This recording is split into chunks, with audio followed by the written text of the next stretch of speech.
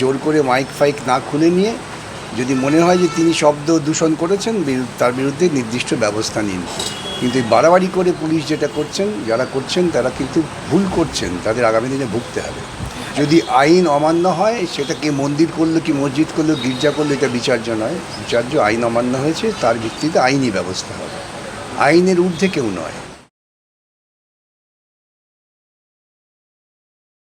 বারবার তিনি বিদেশ যেতে চাইছেন, কিন্তু হাইকোর্ট থেকে তাকে কোনো পারমিশন দেওয়া হচ্ছে না। কি বলবেন? আমি কোনো মন্তব্যই করবো না এ বিষয়ে। মানে তিনি বলছেন তার বিরুদ্ধে এই বিষয়ে আমি কোনো মন্তব্যই করব না। আমাকে এই বিষয়ে প্রশ্ন করে লাভ নেই। মসজিদ থেকে মাইক খোলা হচ্ছে, এই বিষয় নিয়ে আপনার কি স্টেটমেন্ট? যারা করছেন তারা অন্যায় করছেন, তারা বেআইনি কাজ করছেন। এই অন্যায় এবং বেআইনি কাজের জন্য তাদের কিন্তু ভুগতে হবে। আইন আছে, শব্দ দূষণ আইন আছে। শব্দ দূষণ আইন যদি কেউ অমান্য করে তার জন্য কী কী আইনি ব্যবস্থা নেয় তাও আছে। সুতরাং জোর করে মাইক ফাইক না খুলে নিয়ে যদি মনে হয় যে তিনি শব্দ দূষণ করেছেন তার বিরুদ্ধে নির্দিষ্ট ব্যবস্থা নিন। কিন্তু এই বাড়াবাড়ি করে পুলিশ যেটা করছেন, যারা করছেন তারা কিন্তু ভুল করছেন, তাদের আগামী দিনে ভুগতে হবে। কিন্তু শুধুমাত্র মসজিদে কেন, পুজোর সময় তো আমাদের মন্দিরেও তো আমার মাইক বাজে। আমি মন্দির মসজিদ গির্জা বুঝি না, আমি বুঝি মানুষ। যদি আইন অমান্য হয়, সেটা কে মন্দির করলো কি মসজিদ করলো গির্জা করলো এটা বিচার্য নয়। বিচার্য আইন অমান্য হয়েছে, তার ভিত্তিতে আইনি ব্যবস্থা হবে। আইনের ঊর্ধ্বে কেউ নয়। নওশাদ সিদ্দিকী তিনি একটা স্টেটমেন্ট দিয়েছেন। সেটা দিয়েছেন। আপনি কি সেটাকে সমর্থন করেন? আমি তো আমার বক্তব্য বলেছি। আমার বক্তব্য তার বক্তব্য যদি এক হয় তাহলে সমর্থন হবে।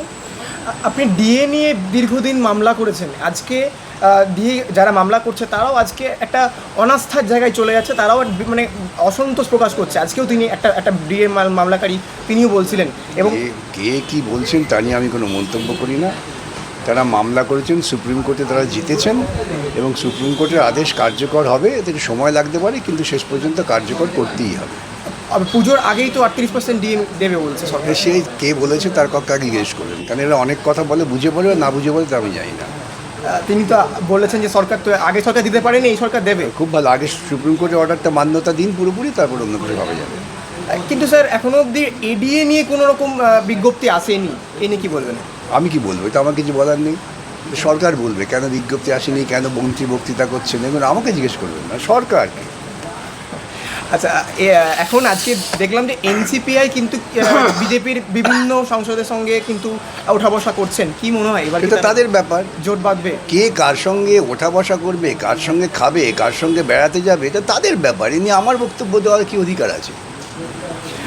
এবার বিজেপি থেকেও এত ভুড়ি ভুড়ি তোলাবাজির অভিযোগ আসছে। একই তো, আমি তো প্রথম দিনই বলেছি, শুধু জামা পাল্টেছে আর কিছু পাল্টায়নি। তৃণমূল এবং বিজেপি দুটোরই উৎস কেন্দ্র একটা, যে উৎস কেন্দ্রের মূলটাই হচ্ছে দুর্নীতি, গুন্ডামি, প্রশাসনিক ক্ষমতার অপব্যবহার। তাই করছে। সাসপেন্ড হয়েছেন 22 জন এই বিজেপি। কালকেই তাদের দেখবেন গলায় মালা দিয়ে নিয়ে আসবে, কোনো চিন্তা নেই। তাহলে কোথাও গিয়ে তাহলে কি সবাই একই হয়ে যাচ্ছে? একই তো আছে, প্রথম থেকেই বলছি আমি। 2011 থেকে তৃণমূলের জন্ম দেওয়া হয়েছিল বিজেপির স্বার্থকে ধীরে ধীরে পশ্চিমবঙ্গের মাটিতে কার্যকর করার জন্য। আজকে বিজেপি ক্ষমতায় এসে গেছে, তৃণমূলের প্রয়োজনটা ফুরিয়ে গেছে। যারা এতদিন পর্দার আড়াল থেকে বিজেপি করছিল, এখন সরাসরি বিজেপি করবে, স্বাভাবিক এটা। শেষ পর্যন্ত নেতাজির অবমাননা। দেখুন, মুশকিল কি জানেন তো, নেতাজির অবমাননা করার মতো যোগ্যতা কার আছে? হাতির কাছে গিয়ে মশা কি হাতিকে কামড়াতে পারে? পারে না। নেতাজির অবমাননা করার মতো যোগ্যতা কারো নেই। নেতাজি তার সগুণে, ঐতিহাসিক কারণে।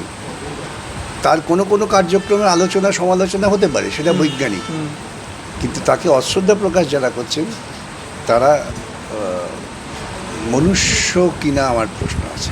তিনি এত বড় ব্যক্তিত্ব একজন নেতাজি, তাকে অবমাননা মানে কারণ হচ্ছে যে যারা করছেন না, তারা অত্যন্ত সংকীর্ণ দৃষ্টিভঙ্গি নিয়ে জীবনকে দেখেন, রাজনীতিকে দেখেন। নেতাজি ছিলেন একজন অত্যন্ত ধর্মনিরপেক্ষ মানুষ। তার সারা রাজনৈতিক জীবনে তিনি ধর্মনিরপেক্ষতাকে প্রতিষ্ঠা করেছেন। এতে ওই তথাকথিত হিন্দুবাদীদের বুকে বড় ব্যথা লেগেছে, তাই তারা তাকে গালমন্দ করছে।